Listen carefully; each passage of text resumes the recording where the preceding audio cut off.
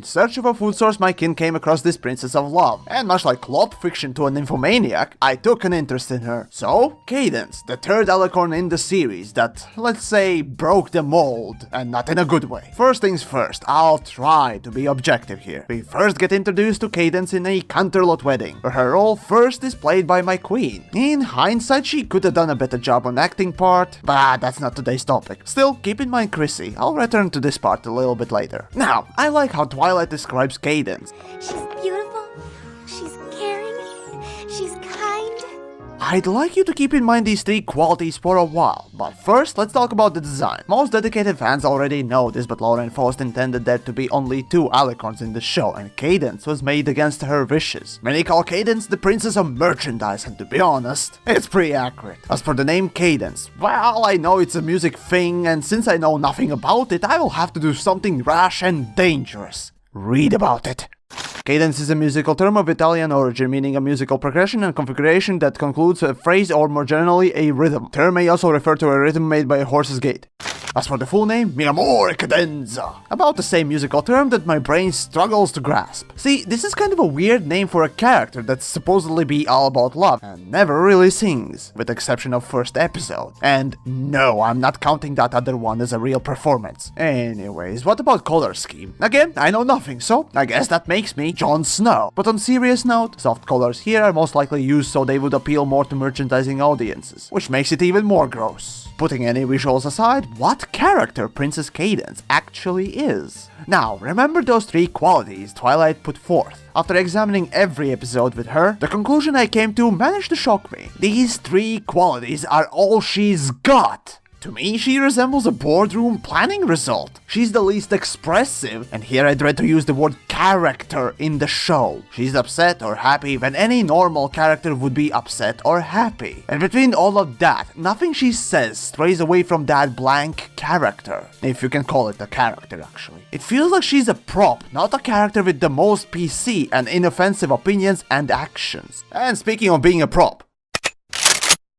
Wife Javelin, anyone? As a little test, I started counting the times Cadance expressed any type of quirk or emotion outside of what plot told her. And you know what? It never happened. Sure, she's kind and caring, but look at Fluttershy. She expresses more than that in most episodes. Even the false god Celestia, that feels very detached, has some character traits. After watching Cadance, I came to conclusion, she has no character. Any average, normal person can be described as caring and kind, but what makes characters stand out is actual emotion, quirks, and deviation from the norm, even slightly. Still, some would point to 3 particular episodes to prove me wrong. The Wedding, The Games Ponies Play, and Three's a Crowd. So, let's examine them to prove you wrong, shall we? In The Wedding, she portrayed strong love, and granted, that's the strongest emotion we see her display. But it's glued, get it, to the plot as a necessity, so that's out the window, much like my whole race. In The Games Ponies Play, she's used as a literal prop, with exception of showing Twilight the calming technique. Yet I still have problems seeing any characteristics in that. You say it's the sign of level-headedness, but is that a deviation from the norm? Nope. And finally, Three's a Crowd, where only at the end she has to spell it out for the audience that she's an adrenaline junkie. Spending the day at the Star Swirl the Bearded exhibit would have been more relaxing, but to be honest, relaxation is the last thing I need.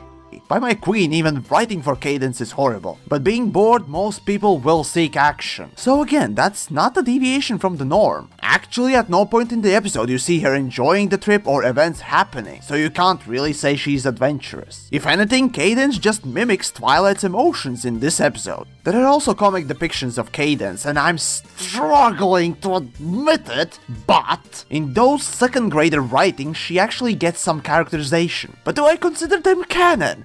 Fuck no! They're not even good enough to be used as toilet paper, so burn in hell, you lazy scribblings! Oh, and as for Equestria Girls, nope.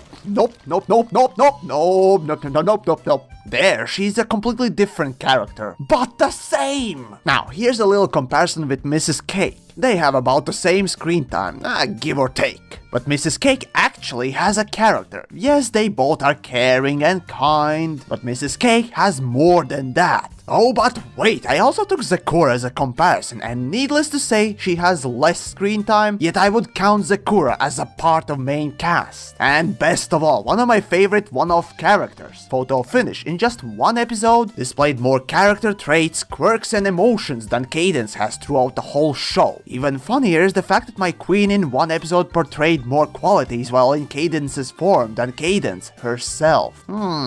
Maybe that's why Twilight saw through her disguise. Too much character. What the buck? Seriously, I hate to say this, but Cadance is a literal shoehorn. No qualities aside from the average non-offensive normal person's. And though she's a princess of love, I can feel she's an empty husk. Even in Bleach, where every character is one-dimensional, they are better than Cadance. And this is saying something. So once more, analyzing something has led me to worse results than originally perceived. Funny thing is that some people will actually try to justify Cadance and say that there is more than meets the eye. But you know what? That's just being intellectually dishonest. Best comparison I can think of is trying to justify Jar Jar Binks, and the result would be the same. Wait, Jar Jar has more character than Cadance. And on that perfect note about our Princess of Love, happy Hearts and Hooves Day, everyone.